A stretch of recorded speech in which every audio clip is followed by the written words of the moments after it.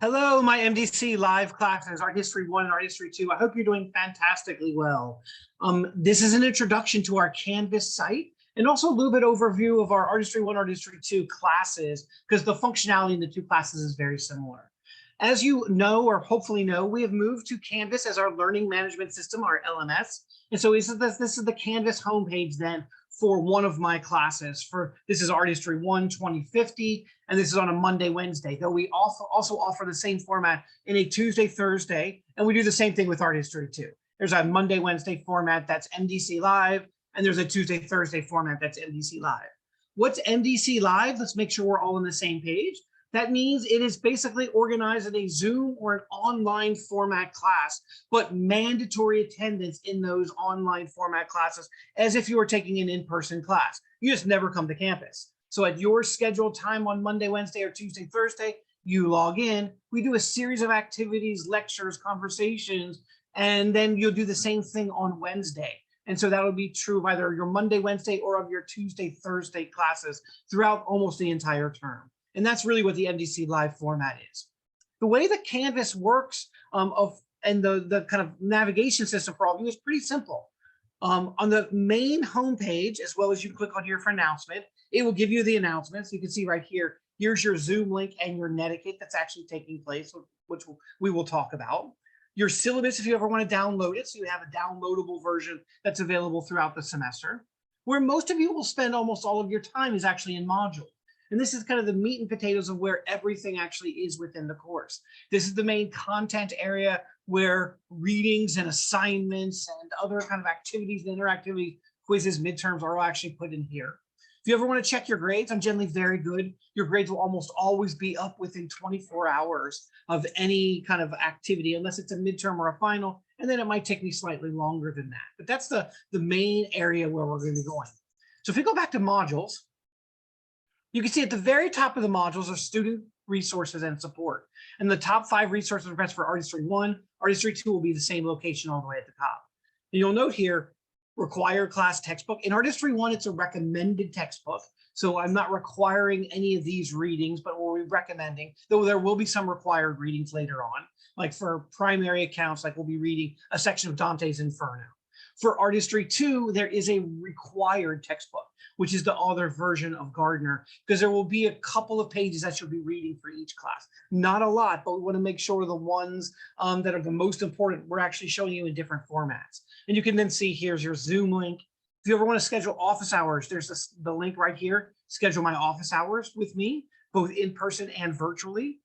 Art History 1 PowerPoint slides for the midterm and after the midterm. For Art History 2, it would be in the same location.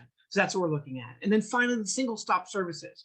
There's a mental health crisis going on right now, particularly for college students. So we want to make sure you know of all the resources that are available, whether that happens to be you need help with student loans. If you're food insecure, we actually have a food pantry on campus. If you're experiencing mental health issues or other issues that actually might show up, there are services available for our MDC students. Please take advantage of them. And I'll talk more about these in class as well. Now going back to modules.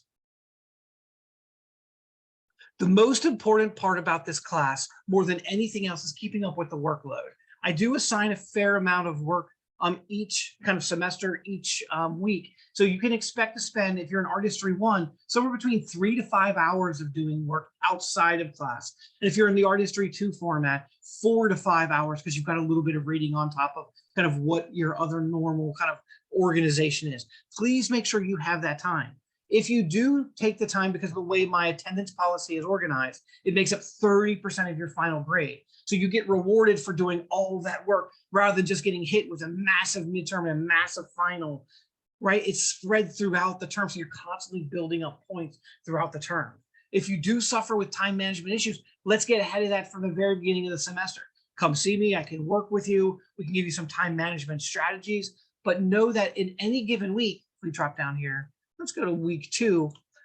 The way that it works is at the beginning, so in week 2, for Art History 1, prehistoric and Mesopotamian, here's the dates. You'll have an introductory prehistory. This is always exactly what it sounds like, an introduction. It gives you the essential questions. These essential questions are going to be potential versions of the midterm questions. And so you'll see, why do we make art?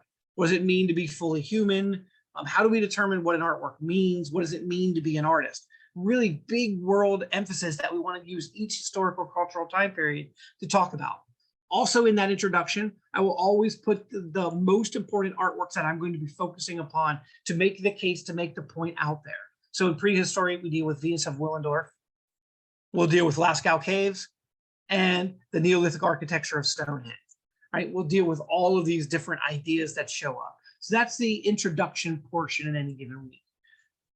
If you miss class, by all means, please make sure you go back and read that introduction. So for us on week 2, right, building community. So this is a new feature. If you're in my Monday class or in my 2 years of class, the first time you have class in a week, we want to build a community, and that's hard to do online. So one of the ways we want to make sure that our video is as close to mandatory as we possibly can make it. And so for each week, part of your attendance grade will be you literally building that community with us. So the first one will be building community favorite artwork of all time. You'll come on and your background image, like here we have Van Gogh's lovely studio and bedroom that he worked at, actually where he committed suicide as well, is in a reconstruction of that bed behind me. You'll be doing the same thing. You will be putting the greatest artwork or your favorite artwork behind you. So we learn a little bit about you each time the first time I see you in class is. That way we not just get to see your face and ask you questions or see what happens to be there. We develop a little bit of a community because you'll see, oh, I would pick that artwork. Oh, I should have done that artwork. That's not my favorite. So we're going to be doing that at the beginning of each class as well, or the beginning of each first class of the week, whether that's Monday or Tuesday. The meat and potatoes of what we're going to be doing is the play pause it videos. This is the most important part of the class. This is where most of the information for your quiz, your midterm, your final exam are going to come from. And it's also worth the most amount of points. And so you'll note every week you'll have 2 of these. You'll have one before the first class. Note, it's done before the first class. So that way when you come to class, I'm not lecturing. I can literally ask questions, put you in breakout room, give you activities, maybe some games, play some Kahoots. So we're constantly interacting with the information in new ways. And so 30% of your final grade is based upon your participation in attendance. And that is things like you show up with the building community images at the beginning of class, right? You watch the play pause it videos before you come to class, and then you participate in any activities that are in-class activities they're going to do. The in-class activities you don't do before Monday class, even though here I should probably change that. The idea of the in-class activity here is that we actually do that in class. And then you're going to upload it so I can say, all right, this person actively participated in the entire beginning of class, right? They showed us the image at the beginning of class. They've watched a video before class. They participated in discussion, and they did the class activity. And that gets you 30% of your grade just by coming to class prepared and participating. Now, that means that your midterm and your final exam don't have to count nearly as much as in many other classes, where your midterm might be 40% of your grade, the final exam might be 60% of your grade, and those are the 2 grades. In this class, you're slowly building up throughout the entire period. So it really does work. The vast majority of my students will end up with A's and B's, and I'm thrilled by that because it means they've done the work all semester long, that we can have intelligent dialogue about the arts, right? Because if you forget a particular fact, Google it. We now have Google. We live in a different economy than just the knowledge economy, right? We didn't know how to apply and think about information in new ways. And that's going to be the basis of our class. So it's much more along the lines of critical thinking and analysis that show up. See the same thing on Wednesday. For my Thursday class, we'll just say Thursday. There's the introduction to Mesopotamian art, the play pause it, required video screenings and recommended readings if there are any for that particular day. I will tell you in Art History 2, there's way more than there are in Art History 1, just because there's so much more information to cover and so many more artists that are coming up. And then our in-class activity. Later on in the week, always on a Friday night, you'll either have a philosophical question as a backpack that you'll be posting, or alternatively, you'll be putting up in a discussion board your 3 ways that you have been impacted by the arts, the culture, the ideas that happen to be there. And then finally, there's a quiz every Sunday night by midnight. And the Sunday quiz by midnight, generally you could take it you can take everyone a second time. So if you don't do well the first time, you can go back and take it a second time to try to improve your score. And so that's how the class is laid out.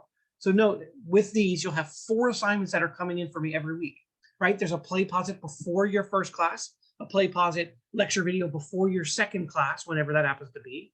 You'll have the backpack or the discussion board every Friday night, which basically is a philosophical or your idea of how you impact the artwork or how it's impacting you. And finally, a quiz. So by the end of the week, we have a pretty good round knowledge base that we can build upon for the next week. What I love about this class is that people who actually take it seriously, with those 3 to 5 hours worth of work, you will be competitive with students from any school basically in the country. I've been fortunate to teach this class or versions of this class at Yale, at Oxford, at Cambridge, at the University of Beijing. I've taught it in Kenya. I've taught it in Tanzania. I've taught it in multiple different formats. And I will tell you, from my experience, my students are competitive with the best students in the country. Why? Because we are learning how your brain actually works. All of this way of reiterating, looking at things, making you evaluate, make you learn about 60% more than you would if I just lectured at you, you memorized it. Because you've all had classes like that before. I lectured, you memorize. 2 weeks after you actually have your quiz or your test, you can't remember any of it because you never learned it. We never made it a part of your education. That's going to change. That's the way our Artistry 1 and Artistry 2 classes are set up. Have a wonderful day, and I can't wait to actually see you on Zoom in the near future. Bye, guys.